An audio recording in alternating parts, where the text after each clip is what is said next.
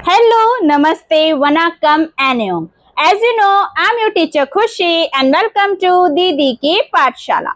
तो क्लास 12 आपका political science का चैप्टर 4 जिसका नाम है अंतर्राष्ट्रीय संगठन जो हमने शुरू किया था उसके दो पार्ट्स हम कर चुके हैं, पार्ट 1 एंड पार्ट 2, और वो मैंने अपने चैनल में क्लास 12 पॉलिटिकल साइंस की जो आपकी प्लेलिस्ट है वहां पर अपलोड करा दिए हैं। ठीक है, आज मैं आप लोगों के लिए उसी चैनल का उसी चैप्टर का पार्ट 3 लेकर आई हूँ।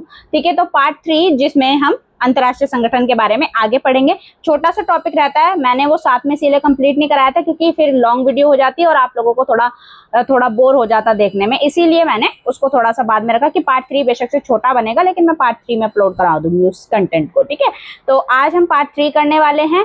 ठीक है, तो जो भी चैनल पर नए आए हैं और चैनल पर पहली बार आए हैं तो चैनल को कर लीजिए subscribe and press the bell icon for more updates, ताकि जो भी लेटेस्ट अपडेट्स हो वो आप तक पहुंचती रहें। ठीक है, तो आपको चैनल को सब्सक्राइब कर लेना है। ये channel educational and informative channel है, तो जो भी गवर्नमेंट जॉब की प्रिपरेशन कर रहे हैं, आपके भाई बहन, आपके रिलेटिव, आप उन्हें भी दीदी की पाठशाला के बारे में बता सकते हैं क्योंकि जो भी अपडेट्स आती हैं वो सब मैं चैनल पर अपलोड करती हूँ। ठीक है, तो अभी हम शुरू करते हैं। चलिए तो शुरू करते हैं आज की वीडियो। तो अंतर्राष्ट्रीय संगठन में हमने बात करी थी कि अंतर्राष्ट्रीय संगठनों की आवश्यकता हमें क्यों पड़ती है। ठीक है, अंतर्राष्ट्रीय संगठन के जो प्रमुख 6 अंग हैं उनके बारे में हमने देखा था। उसके बाद अंतर्राष्ट्रीय संगठन को और प्रभावी बनाने के लिए और अच्छा और बेहतर कार्य करे वो, इसीलिए हमने उसमें कुछ बदलावों की बात करी। हमने नहीं, बेसिकली कॉफी अन्नान ने उसमें कुछ बदलावों की बात करी, और बदलावों की बात हुई तो बदलाव में बोला गया कि संरचनात्मक और कार्य क्षेत्र में कुछ बदलाव होने चाहिए। तो संरचना में बोला कि जो नए स्थायी और अस्थायी सदस्य हैं उनमें बदलाव आना चाहिए, है ना। ये सब चीजें हमने देखी, और भारत की जो है एक तरीके से यहाँ पर भागीदारी या स्थायी सदस्य बनने के जो द्वार हैं वो खुल जाते हैं, क्योंकि जो शर्तें रखी गई थी वो ऑलमोस्ट भारत जो है वो पूरी कर रहा है। जैसे बोला गया कि एक बड़ी आर्थिक शक्ति होना चाहिए, वो बढ़ती हुई आर्थिक शक्ति, जनसंख्या के क्षेत्र में काफी मतलब जनसंख्या अच्छी हो, विविधता को प्रेजेंट करती हो, लोकतांत्रिक देश हो, शांति प्रिय देश हो, और यूएनओ का जो फंड है उसमें निरंतर योगदान देने वाला देश हो। ठीक है, तो यहाँ पर जो है आपका ये क्या बोलते हैं, भारत ये सारी चीजें फुलफिल कर रहा है, तो बहुत सारे चांसेस बढ़ जाते हैं। लेकिन फिर भी ऐसी चीजें आती हैं, जैसे कुछ देश हैं पड़ोसी देश हो गए, या यूएनओ में भी ऐसा है कि भाई अगर हमने भारत को बना दिया तो बहुत सारे ऐसे देश हैं जैसे कि जर्मनी हो गया, जापान हो गया, इन देशों को भी हमें फिर मतलब बनाना पड़ेगा स्थायी सदस्य, और फिर ये लोग भी डिमांड करेंगे। इसीलिए बहुत सारी चीजें को देखकर जो स्थायी सदस्य भारत को नहीं बनाया जा रहा है। ठीक है, तो अब हम आगे की बात करते हैं। आगे है अन्य महत्वपूर्ण अंतर्राष्ट्रीय संस्थाएं एवं एनजीओ। ठीक है, तो एनजीओ और जो अंतर्राष्ट्रीय संस्थाएं उस संगठन के प्रमुख अंगों के अलावा जो काम कर रही हैं वो हम देखेंगे। ठीक है, तो सबसे पहला है आपका डब्ल्यूटीओ, वर्ल्ड ट्रेड ऑर्गेनाइजेशन या विश्व व्यापार संगठन। ठीक है, विश्व व्यापार संगठन जो है आपका वो 1995 में, इससे पहले 1995 से पहले जीएटीटी करके एक संस्था हुआ करती थी, एक संगठन हुआ करता था जो काम करता था ट्रेड के नियम कानून बनाने के लिए। लेकिन जीएटीटी जो है वो खत्म हो जाता है आपका 1995 में, और उसकी जगह ले लेता है आपका विश्व व्यापार संगठन। ठीक है, वर्ल्ड ट्रेड ऑर्गेनाइजेशन, और जो काम जीएटीटी कर रहा था वही काम ये भी कर रहा है। क्या करता है, वैश्विक व्यापार के जो भी नियम है कानून है उनको निर्धारित करने का काम ये करता है। ठीक है, जो भी विश्व व्यापार में जो भी आपके मतलब रेट्स वगैरह होंगे, दर जो लगेगी, जो टैक्सेस वगैरह होगा, सब कुछ का जो भी निर्धारण है सब कुछ देखने का काम किसका है, आपका वर्ल्ड ट्रेड ऑर्गेनाइजेशन का है। ठीक है, आपको देखो नाम से पता चल रहा है ट्रेड, तो हर किसी को काम बांटेगा ना, तो ट्रेड का जो भी काम देखना है वो सब विश्व व्यापार संगठन को देखना है। इसके बाद अगली है आपकी अंतर्राष्ट्रीय मुद्रा कोष एवं विश्व बैंक। ठीक है, तो अंतर्राष्ट्रीय मुद्रा कोष आईएमएफ जिसको बोलते हैं हम। ठीक है, तो इनका काम क्या है, जैसे बैंक का काम क्या होता है भाई, लेन देन का होता है, लोन हमें लेना है वो हम ले सकते हैं, पैसा अपना जमा कर सकते हैं, तो ये सब कुछ बैंक का काम करते हैं। तो विश्व बैंक एक तरीके से देशों, सभी जो देश हैं उनका बैंक है। ठीक है, तो उनके लिए क्या करता है, ये वैश्विक वित्तीय स्थिरता और विकासशील देशों को विकास परियोजना के लिए ऋण प्रदान करता है। ठीक है, आप विकासशील देश हैं, आपको डेवलपमेंट करना है, पैसा चाहिए, तो आप क्या करेंगे, है ना, जैसे हमें कोई बिजनेस लगाना है तो हमें पैसा चाहिए होता है, तो हम बैंक से लोन लेते हैं। तो वही सिस्टम है, जिन देशों को विकास करना है, डेवलपमेंट करना है, तो वो देश क्या करते हैं, इनसे किससे, विश्व बैंक और आईएमएफ जैसी संस्थाओं से लोन ले लेते हैं और अपने जो डेवलपमेंट प्रोग्राम्स में उस पैसे को लगाते हैं, देन उसका जो रिटर्न आता है वो हम वापस देते हैं इनको। ठीक है, तो इस तरीके से ये दोनों संस्थाएं काम करती हैं, ये अंतर्राष्ट्रीय संस्थाएं। इसके अलावा अगला है आपका अंतर्राष्ट्रीय परमाणु ऊर्जा एजेंसी IAEA। ठीक है।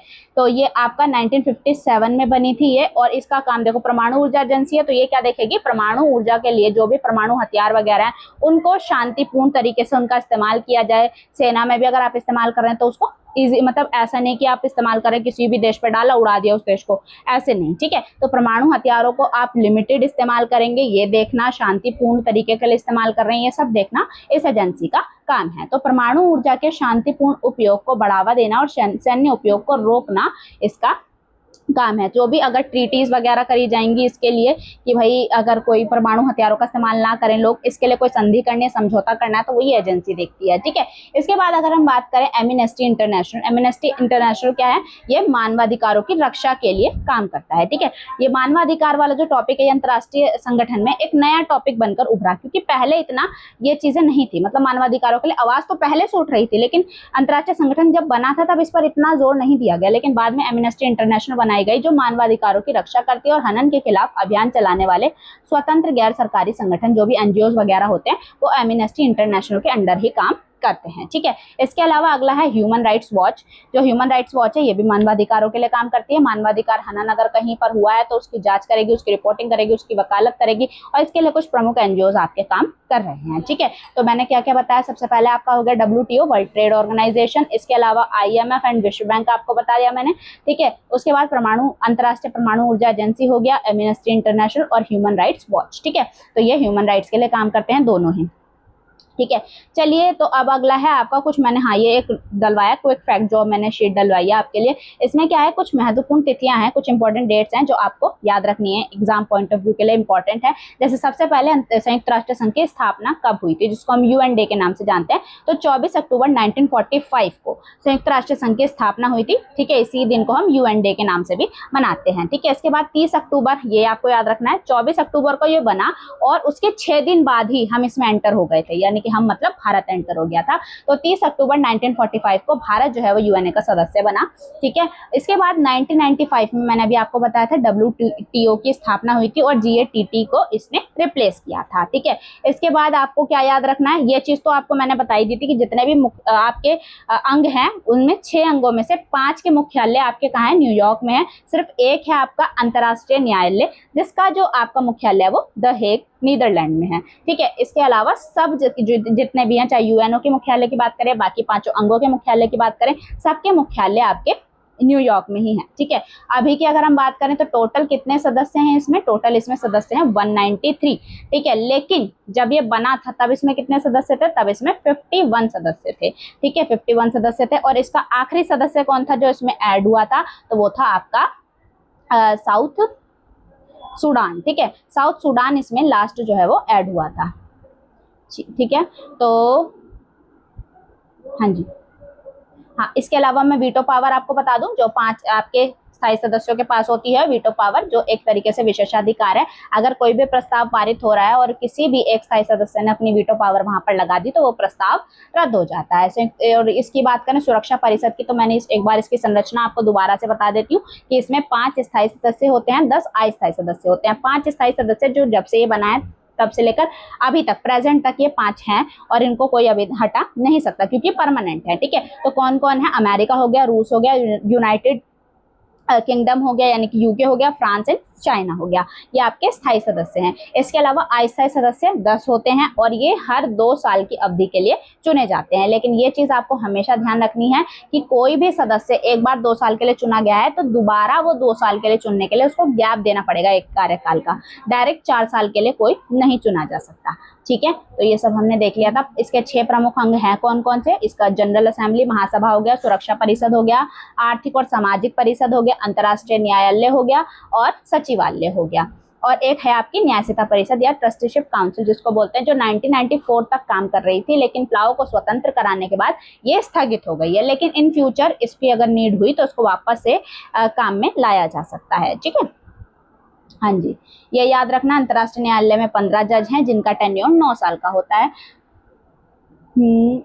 हाँ जी, और अंतर आर्थिक और सामाजिक परिषद में 54 सदस्य हैं जिनका कार्यकाल 3 साल का होता है। चलिए, तो ये आपका चैप्टर जो है यहाँ पर हो जाता है खत्म।